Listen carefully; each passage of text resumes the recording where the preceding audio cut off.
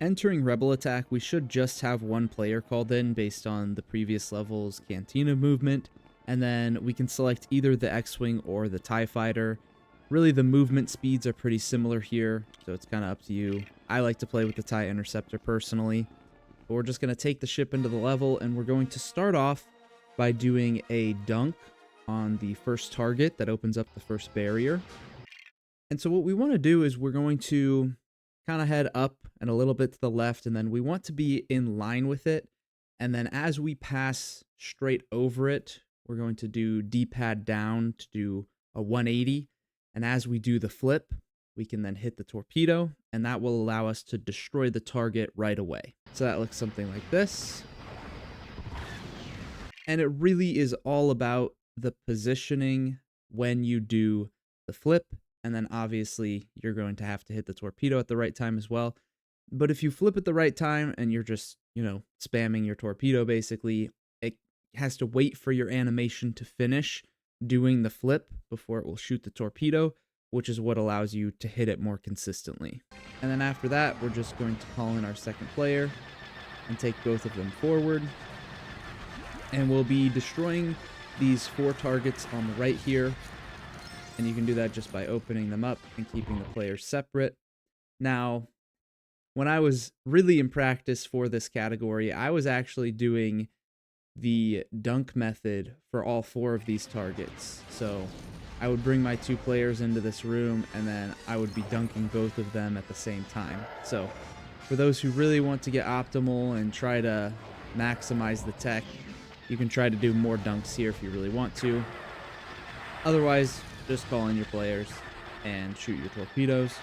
And then moving forward in the second room, we're just going to head over to the right here. At any point, we can just drop out our second player and bring in our player 1. And we're going to do the out of bounds here, which is exactly the same as it is in story, where there's some collision that is just completely missing from this wall. It doesn't extend the whole way, but there's a decent gap, so if you just fly into it, you're not really going to miss it ever. And then we're just going to hug the edge of the collision all the way until we get to the transition for the next room. And then we need to do the next out of bounds here, but this is a trick that you want to put enough practice in where you feel very confident on it, because unlike in a story category, if you end up missing this and hitting the transition into the previous room, you have to go all the way back and do the out of bounds again. So it's very crucial that you know the lineup in order to hit this. I'll give a little bit more details on how this trick works, but you want to fly into this wall, which should push you in a downward direction. And then at this point, you can either be moving down a little bit, or you can just let yourself go along the path because this is the lineup that you want.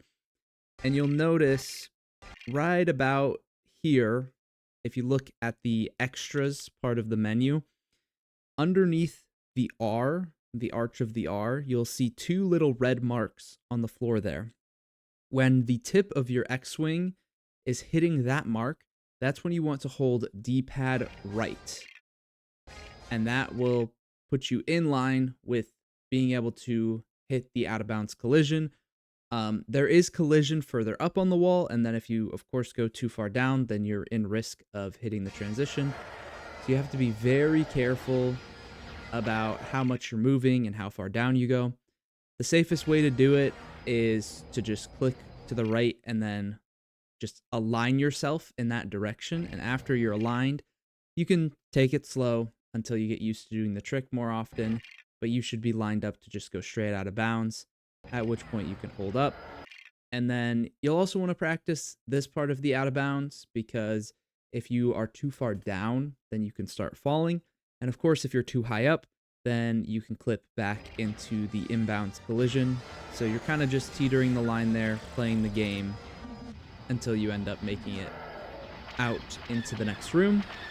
We can just hold forward through the Death Star trench, and then towards the end, we're going to call in our second player. And there really is a couple of options for how you can play this. Some people like to split up their characters and go to either side to open up all of the turrets that come out and then destroy them all together. I personally like to take both of my characters all the way around in a circle. The reason for that is that these turrets that pop out are really finicky about popping out. You have to be very close above where they come out in order for the hatch to open. So it's not as lenient, and I just find it better to take both of my players and go over each side of both of them in kind of just one big circle to destroy all of the targets. And really, the biggest thing is that you're using two players and you find something that works well and is pretty fast for you. And then we just shoot a torpedo to end the level. And at this point, if we want to, we can drop out our second player, but we also want to turn on extra toggle for the next level. So we can turn on extra toggle and then drop out player 2. And because we took Ghost Yoda as our player 1 through the cantina as we were traveling from Hoth to Rebel Attack, now we can just switch to the other player and move to DSE, and Ghost Yoda is already our second player, and we only have to menu for our player 1.